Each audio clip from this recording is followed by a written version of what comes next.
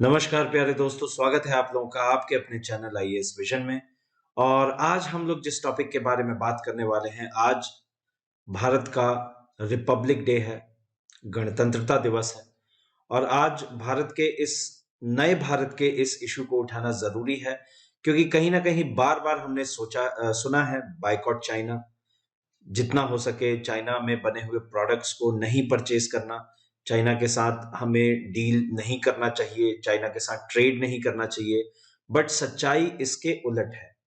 और मेरा ये मानना है कि सिवाय एक लेमन टर्म्स में बात करने के, एक अनइन्फॉर्म्ड व्यक्ति की तरह बात करने के, हम सभी को ये पता होना चाहिए कि आज का प्रेजेंट डे सिनेरियो क्या है और इंडिया का चाइना पे डिपेंडेंस कितना ज्यादा है।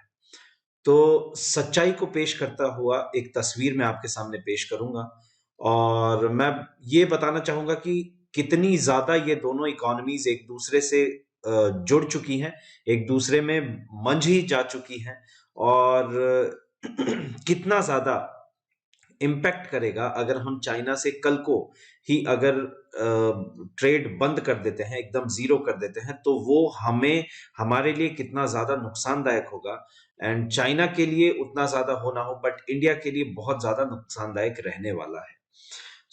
इसी पे हम लोग चर्चा करेंगे। एंड इस वीडियो को देखने के बाद आपको एक फ्रेश पर्सपेक्टिव मिलेगा, जिसके बाद आप उन लेमन टर्म्स को यूज करना बंद कर देंगे और एक इन्फॉर्म्ड व्यक्ति की तरह सॉल्यूशंस की तरफ जाना पसंद करेंगे, सॉल्यूशंस देखेंगे एंड सॉल्यूशंस के पीछे ही भागेंगे, बजाय इसके कि आप प्रॉब्लम्स को गिनाएं। तो चलिए वीडियो को शुरू करते हैं। बहुत ही इंटरेस्टिंग वीडियो होने वाला है। वीडियो को अंत तक देखिएगा, पसंद आने पे लाइक कीजिएगा, शेयर कीजिएगा जितना हो सके। एंड इस वीडियो को पसंद करने के बाद आप चैनल को जरूर सब्सक्राइब कीजिएगा अगर आप नए हैं तो, बिकॉज वही हमारा एक मोटिवेशन है। तो चलिए वीडियो को शुरू करते हैं बिना किसी फर्दर देरी के। देखिए, इंडिया और चाइना का ट्रेड फाइनेंशियल ईयर 2020-21 में 125 बिलियन यूएस डॉलर के मार्क को क्रॉस कर चुका है। और ये एक बहुत ही बड़ा नंबर है। इसको पर्सपेक्टिव में समझने के लिए आप थोड़ा सा इसको इस डिटेल में समझिए कि 125 बिलियन यूएस डॉलर 1 ट्रिलियन का 1/8 है। 1/8वां हिस्सा, 1/8 पार्ट है ये। और इतना तो हमारा डिफेंस बजट भी नहीं है। तो ये number, let this number sink in. And हमारी टोटल इकोनॉमी ऑलमोस्ट 3 ट्रिलियन की है। इस हिसाब से ये नंबर बहुत बड़ा है। एंड ये बायलेटरल ट्रेड है, मींस इंडिया से होने वाले export to China and China से होने वाले इंपोर्ट टू इंडिया, ये दोनों ही नंबर्स को क्रंच करता हुआ एक बड़ा सा नंबर निकल के आता है। दोनों कंट्रीज के बीच में, दोनों नेशंस के बीच में 2021 में ये 125.66 exactly, but almost 125 billion US dollars पहुंच चुका है ट्रेड। और इसकी बढ़ोतरी पिछले साल के मुकाबले 43.3% से हुई है, यानी कि बहुत ज्यादा बढ़ा है ये। और ये जो ट्रेड डेफिसिट है, देखिए डेफिसिट थोड़ा सा समझ लीजिए। अगर एक्सपोर्ट हो रहा है और इंपोर्ट हो रहा है, यदि इंपोर्ट ज्यादा है एक्सपोर्ट कम है, तो वो डेफिसिट कहलाएगा। यानी कि हम ज्यादा खरीद रहे हैं ज्यादा बेचने के मुकाबले। तो ये बैलेंस में उसकी तरफ फेवर में है, उसके फेवर में जो एक्सपोर्ट कर रहा है, क्योंकि ओवरऑल वो ज्यादा पैसा लेके जाएगा। और वहीं अगर एक्सपोर्ट ज्यादा है इंपोर्ट कम है, तो इसको हम लोग कहते हैं सरप्लस। राइट? तो सरप्लस में और डेफिसिट में यही अंतर है। हमेशा देखिए फेवर में ट्रेड उसी के रहेगा जो ज्यादा बेच रहा है। दैट इज वाई ये अभी इंडिया के फेवर में नहीं है, क्योंकि ये ट्रेड डेफिसिट है। और ये trade deficit 69 billion US dollars का है। 69 बिलियन यूएस डॉलर्स का बहुत बड़ा नंबर है ये। राइट? ऑलमोस्ट इतना हमारा डिफेंस बजट है। इतना ट्रेड डेफिसिट है दोनों कंट्रीज के बीच में, मींस हम लोग इतने अमाउंट से कम इंपोर्ट एक्सपोर्ट कर रहे हैं चाइना को, मींस हम लोग ज्यादा इंपोर्ट कर रहे हैं चाइना से। जब प्री कोरोना टाइम था, pre pandemic, pre Covid time था, उस समय 2019 में टोटल बायलेटरल ट्रेड ही 92 पॉइंट बिलियन यूएस डॉलर्स का था। यानी कि अगर देखा जाए तो अभी at this present moment of time इस साल 97.52 बिलियन यूएस डॉलर्स का जो आपका ट्रेड है, जो इंपोर्ट है, वो हुआ है चाइना से। और ये सोचिए, ये नंबर क्रंच कीजिए, ये टोटल ट्रेड था 92.8 2019 में, 2019 में। तो इससे ज्यादा तो हम लोगों ने इस बार इंपोर्ट करा लिया है, राइट। और दोनों ही कंट्रीज ये देख रही थी, दोनों के लिए ही है कि 100 बिलियन यूएस डॉलर का मार्क क्रॉस करें, और हुआ भी 125 बिलियन यूएस डॉलर का मार्क क्रॉस हो चुका है। अच्छा, और ऐसा ये हुआ कि जो चाइनीज कंपनीज हैं उन्होंने ये ऑब्जर्व किया कि जो फर्स्ट हाफ है, पहली छमाही जिसे कहते हैं 2021 की फाइनेंशियल ईयर की, उसमें एक बहुत ही हाई डिमांड इंडिया की तरफ से आई। कारण ये था क्योंकि 2021 की पहली छमाही में ही सेकेंड वेव चल रही थी, और उस सेकेंड वेव में बहुत ज्यादा मेडिकल इक्विपमेंट्स एंड सबसे ज्यादा तो ऑक्सीजन कॉन्सेंट्रेटर्स, उसके अलावा आपका पीपीई किट्स, उसके अलावा सिरिंजेस, उसके अलावा जो एक्टिव फार्मास्यूटिकल इंग्रेडिएंट्स, इन सब की बहुत हाई डिमांड्स थी। दैट इज वाई इंडिया का जो डिपेंडेंसी है चाइना की तरफ हम जो देख रहे थे, वो इस वजह से देख रहे थे, और इस ही कारण से इतना ह्यूज सडन जंप आया एक साल डिप होने के बाद, राइट। सो ये एक रीजन था जिसकी वजह से ये रहा। उसके अलावा अगर देखा जाए तो 2021 में इंडिया ने 28.14 बिलियन यूएस डॉलर्स का एक्सपोर्ट किया है।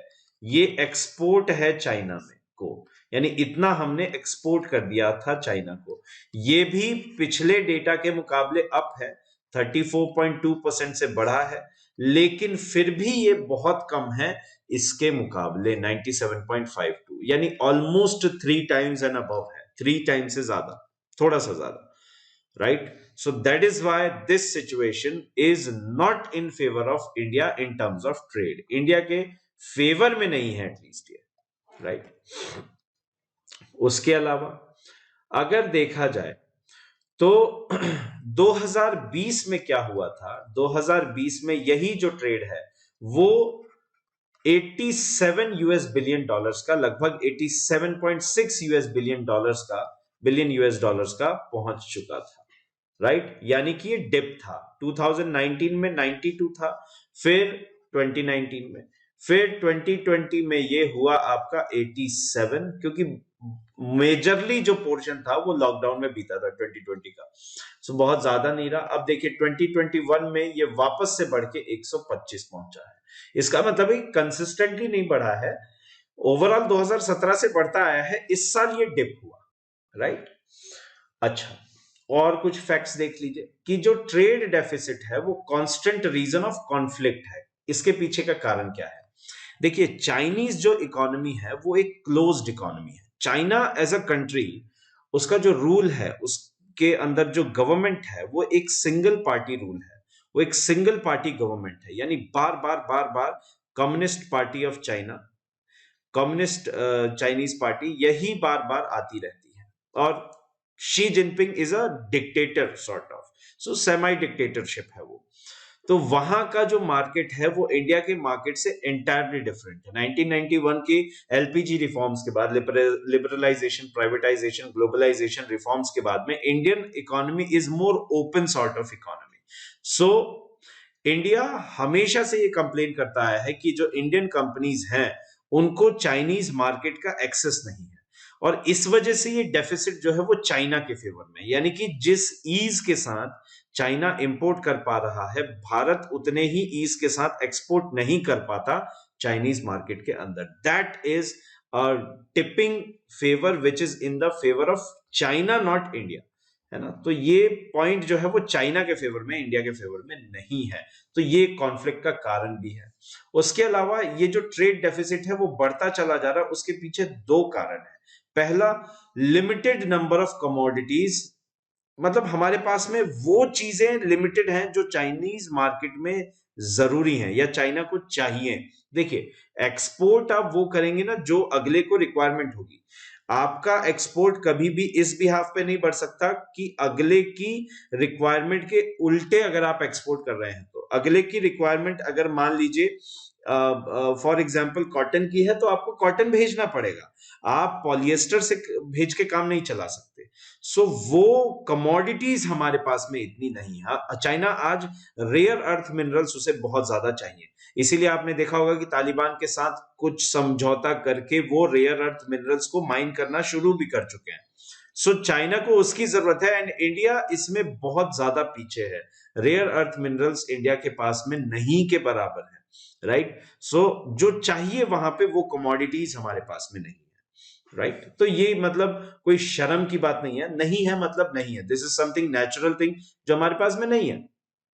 Next, lack of market access for, ये अभी मैंने बताया कि जो इंडिया के एग्रीकल्चरल प्रोडक्ट्स हैं, आज देखिए यूएस में, यूरोप में बहुत ज्यादा अप्रिशिएट किए जा रहे हैं and India one of the largest, if not I mean largest, it is the largest exporter of agricultural products in the west, but China में नहीं, राइट। क्योंकि चाइना का भी एक सेक्टर जो है एग्रीकल्चरल सेक्टर वो काफी ज्यादा डेवलप्ड है। So most of India's agricultural products and sectors जहां पे इंडिया कंपेटिटिव है, जैसे कि फार्मास्यूटिकल्स एंड आईटी सेक्टर, वो चाइना के लिए मतलब वहां पे उनकी रिक्वायरमेंट नहीं है चाइनीज मार्केट में। सो दैट इज वाई ये ट्रेड डेफिसिट के ये दो मेजर रीजंस हैं जो यहाँ पे दिखाई पड़ते हैं। अच्छा, तो वो कौन से गुड्स हैं जो ट्रेड में आई मीन देखे जा रहे हैं? कहने का मतलब ये है कि ये ट्रेड जो हो रहा है इंडिया और चाइना के बीच में, इस ट्रेड के लिए कौन से ऐसे फैक्टर्स हैं, जैसे कौन से ऐसे गुड्स हैं जो इंडिया एक्सपोर्ट करता है, कौन से ऐसे गुड्स हैं जो चाइना एक्सपोर्ट करता है इंडिया को, वो सब पे देखें। तो देखिए, इंडिया जो है आयरन ओर, कॉटन और other raw material based commodities भेजता है।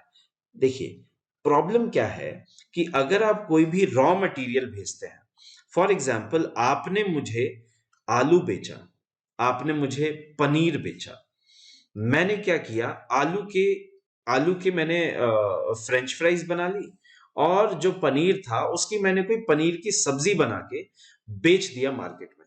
वही पनीर जो आपने मुझे 63 रुपए का बेचा फॉर एग्जाम्पल, और पनीर की जब मैंने सब्जी बनाई तो वही सब्जी मैंने 220 रुपए में बेची, तो मुझे फायदा हुआ। उसके अलावा जो फ्रेंच फ्राइज थी वो तो मैंने 10 गुना भाव में बेच दी, राइट। तो ये एक बहुत ही ज्यादा ज्यादा एक I mean not in the favour of India thing है जो कि हम लोग एक्सपोर्ट कर रहे हैं। हम लोग आयरन ओर एक्सपोर्ट कर रहे हैं, कॉटन आयरन ओर से वो लोग बना ले रहे हैं बड़े ही आराम से स्टील और बेच रहे हैं। कॉटन से वो लोग आराम से बना रहे हैं, अपनी टेक्सटाइल इंडस्ट्रीज को रन कर रहे हैं और प्रोडक्ट्स को पूरे ग्लोबली सेल कर रहे हैं। और भी अदर रॉ मटेरियल्स हैं, उनसे फिनिश्ड गुड्स बना के वो लोग सेल आउट करते हैं। सो that is not in the favour of India. उसके अलावा इंडिया के जो बिगेस्ट इंपोर्ट्स हैं चाइना से, वो लार्ज क्वांटिटीज के इलेक्ट्रिकल एंड इलेक्ट्रॉनिक गुड्स हैं। इलेक्ट्रिकल एंड इलेक्ट्रॉनिक गुड्स जैसे आप देखते हैं कि आज इंडिया में शाओमी फोन बहुत ज्यादा बिक रहे हैं। So Xiaomi is cell phone company which is based from China से है वो। तो जो पैसा है वो जा रहा है of course, end of course अगर देखा जाए तो इसका अल्टरनेटिव क्या निकलता है? इसका अल्टरनेटिव निकलता है Samsung, but Samsung again south Koreans को पैसा जा रहा है। इसका अल्टरनेट निकलता है एप्पल, ऑलरेडी महंगा है और पैसा जाता भी है तो वो भी मेड इन चाइना प्रोडक्ट्स हैं। बट फॉक्सकॉन ने बेंगलुरु में सेटअप किया है, जिसकी वजह से अब आईफोन 12 एंड आईफोन 13 जो लॉन्च होंगे, I mean second half of this 2022, वो सारे के सारे मेड इन इंडिया होंगे। ठीक है, वो बात समझ में आती है, लेकिन कहीं ना कहीं इंडियन टेलीकॉम सेक्टर, या हम यूं बोले कि इंडिया के जो फोन मैन्युफैक्चरिंग कंपनीज है, इनको भी एट पार कंपटीशन लेवल पे आना जरूरी है, राइट। उसके अलावा मैकेनिकल मशीनरी हुई, एक्टिव फार्मास्यूटिकल इंग्रेडिएंट्स हुए, ऑटो कंपोनेंट्स हुए, और बहुत सारे मेडिकल सप्लाईज जो हैं ऑक्सीजन कॉन्सेंट्रेटर से लेके पीपीई किट्स तक, ये सब इंडिया इसके लिए डिपेंडेंट है। उसके अलावा मैं आपको ये भी मेंशन यहाँ पे करना चाहूंगा कि चाइना के ऊपर इंडिया की डिपेंडेंसी सोलर पैनल्स में भी है। एंड इंडिया ने जो COP26 कॉन्फ्रेंस ऑफ पार्टीज 26 अभी रिसेंटली जो ग्लासगो में समिट हुआ था क्लाइमेट चेंज के ऊपर, जो इंडिया ने हेफ्टी गोल्स अपने लिए सेट किए हैं, उसके लिए जरूरी है सोलर पैनल्स और good quality solar panels, and उससे भी ऊपर cheap solar panels, inexpensive solar panels. क्योंकि इंडिया जिस पॉइंट ऑफ इकोनॉमिकली जिस पॉइंट ऑफ टाइम पे, जिस पॉइंट ऑफ नंबर्स पे अभी स्टैंड कर रहा है, उतनी हमारी कैपेसिटी नहीं है कि हम लोग home grown expensive solar panels के ऊपर जाएं एक्सटेंसिवली। सो हमें कहीं ना कहीं इनएक्सपेंसिव सोलर पैनल्स चाहिए। एंड अगेन हमारा डिपेंडेंसी किसके ऊपर है? फिर चाइना के ऊपर। सो सिर्फ ये कह देना कि बॉयकॉट चाइना एंड चाइना को चाइना बेस्ड प्रोडक्ट्स नहीं लेने से काम चल जाएगा, ऐसा हरगिज नहीं है, राइट? ये बहुत ही ज्यादा चाइल्डिश स्टेटमेंट है जो हमें जल्दबाजी में नहीं देना चाहिए। और थोड़ा सा अगर और इसको डेप्थ में देखें तो लगभग 43% की ग्रोथ है इस ट्रेड में, जो कि बहुत बड़ा नंबर है, राइट? चाइना के और अगर पार्टनर्स देखें, जैसे यूएस देखें, ऑस्ट्रेलिया देखें, यूरोपियन यूनियन देखें, और भी दूसरी कंट्रीज देखें, तो बाकी के पार्टनर्स के मुकाबले इंडिया की हाईएस्ट ग्रोथ रेट है। कहने का मतलब है कि ओवरऑल अगर नंबर्स में बात करें तो हो सकता है इंडिया से ट्रेड जो है चाइना का उतना ज्यादा नहीं है। 125 billion US dollar is not much like with respect to America, लेकिन जो ग्रोथ रेट है वो इंडिया के साथ में सबसे ज्यादा है, right? So that is a major concern. अब इंडियन गवर्नमेंट क्या कर रही है इसको काउंटर करने के लिए? देखिए, इंडियन गवर्नमेंट जो कर रही है उसके एफर्ट्स को जरा देख लेते हैं। गवर्नमेंट ऑफ इंडिया ने बहुत ही ज्यादा एफर्ट्स लगाने शुरू कर दिए हैं ताकि एक बैलेंस ट्रेड बनाया जा सके चाइना के साथ में। और ये है कि देखिए, हम लोग बार बार वोकली एक्टिव होके ये बात बोल रहे हैं कि जो चाइनीज मार्केट है उसका एक्सेस इंडियंस को इतना अच्छे से नहीं है। दैट इज वाई हमारा जो एक्सपोर्ट है चाइना की तरफ वो उतना ज्यादा नहीं है, उतना इफेक्टिव नहीं है। उसके अलावा बहुत सारे प्रोटोकॉल्स सेटअप किए गए हैं, साइन किए गए हैं, ताकि Indian rice, Indian tobacco, fish meal या फिश ऑयल जिसे कहते हैं, एंड चिली, वो इंडिया से चाइना भेजा जा सके। यानी कि इसमें भी ट्रेड अब बढ़ेगा, तो ट्रेड डेफिसिट ऑब्वियसली थोड़ा कम होगा। गवर्नमेंट ऑफ इंडिया ने सपोर्ट एक्सटेंड किया है एक्सपोर्टर्स को, ताकि बायर सेलर मीट्स करवाई हैं, जो BSM हैं वो करवाई हैं, और इसमें ये फाइंड आउट किया गया है जो पोटेंशियल इंपोर्टर्स हैं चाइना में, वो मीटअप हो सके इंडियन एक्सपोर्टर्स को, ताकि एक्सपोर्ट्स बढ़ सके। यानी कि ये ऐसा है, एक तरीके का मीटअप प्लान है।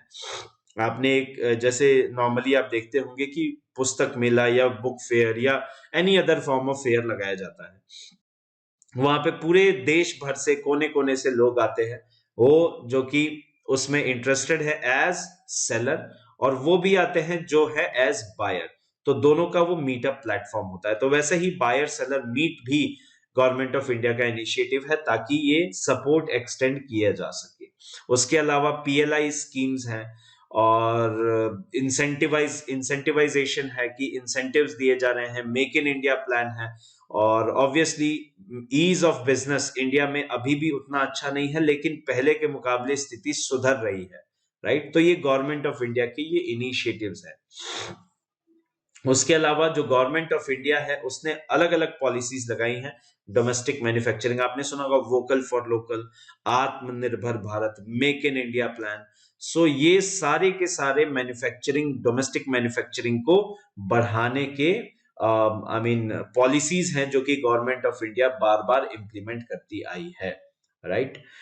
उसके अलावा कि जो सेंसिटाइजेशन है, यानी कि कहने का मतलब यह है कि हम लोग ट्रेड बॉडीज में इंडियन गुड्स को प्रमोट कर रहे हैं, और जब हम प्रमोट करेंगे तो obviously Indian goods better form में आएंगे पूरी दुनिया के सामने, end of course Chinese importers के सामने भी, एंड दैट इज व्हाई इस तरीके से जो ट्रेड है वो बढ़ेगा.